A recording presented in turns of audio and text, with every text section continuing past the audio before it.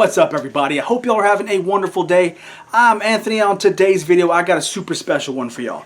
Today, we're going to be making one of my absolute favorite recipes ever, and that is going to be a cheeseburger pizza. Stick around.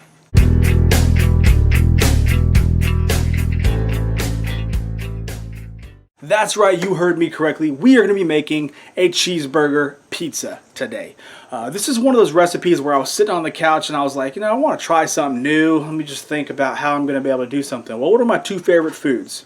I like pizza and I like cheeseburgers. Why not combine the two? So that's what I ended up doing.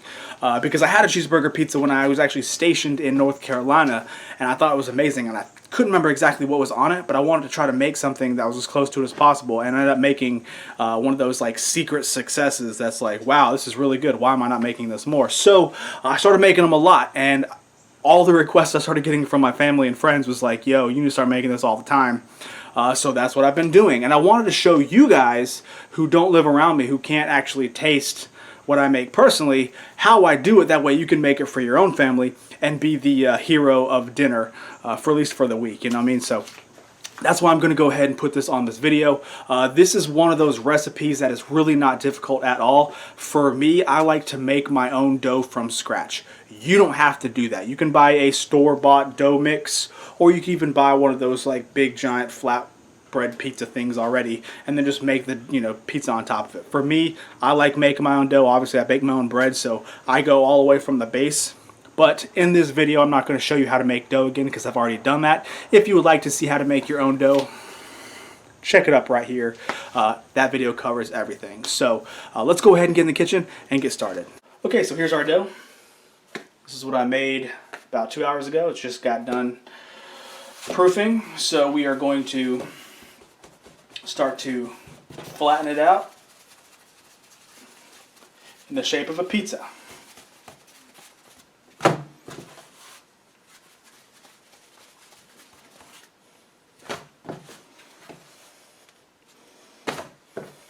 Alright, now that we are almost there, I want to show you what I'm going to be putting it on.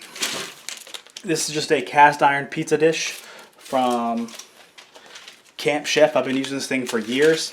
I like to line it with parchment paper, mainly because the cast iron heats up really quick, and I want to make sure that the top of the pizza cooks before the bottom gets too dark, because I don't like my bottom of my pizza too dark. So I put the parchment paper on top of it, and it seems to mitigate that perfectly. So, okay, we're going to take our dough and put it on that.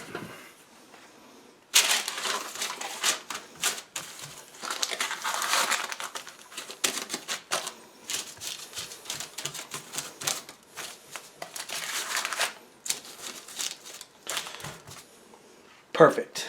So the first thing we're going to do is we're going to put down our sauce. Now for this one, I like to use a mixture of ketchup and mayonnaise. I know that sounds really weird, but what are you going to put on a cheeseburger? Probably ketchup and mayonnaise, so boom. We're going to get a normal brush and just brush it on. I feel like Bob Ross with all my little X's.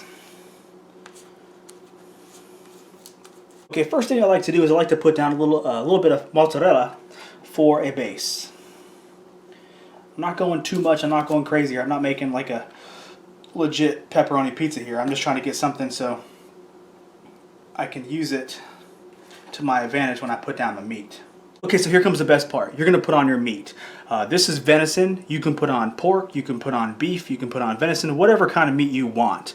But just remember, this is a cheeseburger, so treat it as such. So for me, I'm going to use deer because that's what I've got in the freezer. That's what I made. And you're going to put it on as thick or as thin as you want. For me, the thicker the better, but just remember you're going to have to pick these pieces up, so you don't want it too thick because it'll just flop down. So keep that part in mind whenever you're making this pizza. You can't go too crazy or else you're not going to be able to lift up your pizza slice. Now we're going to be putting on some sharp cheddar cheese. For me, I like having sharp cheddar on my burgers. If you want to put Monterey Jack on, do that. If you want to put on Gouda, do that. But for me, I like using cheddar cheese on my burgers, so that's what I'm going to put on my pizza. Alright, this next part is going to be entirely up to you. A lot of people want to just end it there because they don't like anything else on their burger. But for me, I like to put a lot of things on my burgers, so that's what I'm going to put on this pizza. First things first, onion. You cannot have a burger without red onion.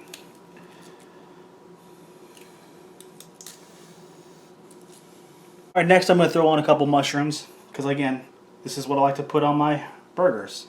I like a mushroom burger every once in a while, and it really does make this pop out. But I'm not going to go too crazy with them. Just put a few on. Next, I like a little bit of kick, so I'm going to put on some pickled jalapenos that I made a couple weeks ago. They should be perfectly pickled now. And I'm just going to throw a few of these on here because I like the taste.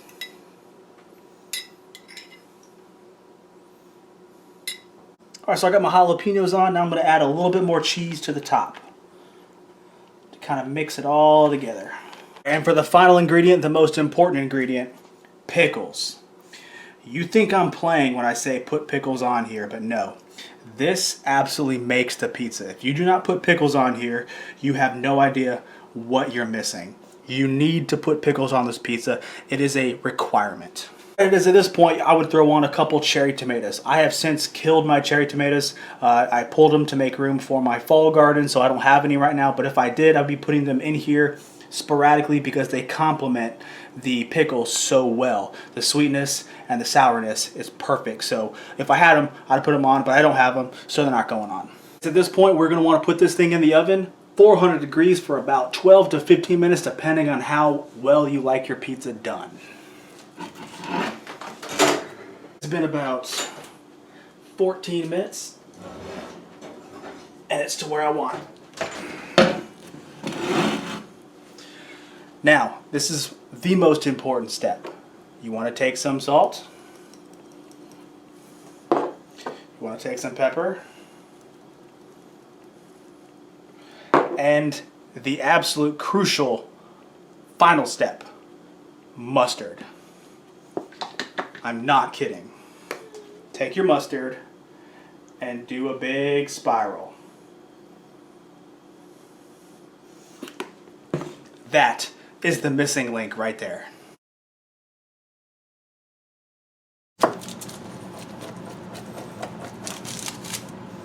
Alright, so how'd that look? That looked pretty good, right?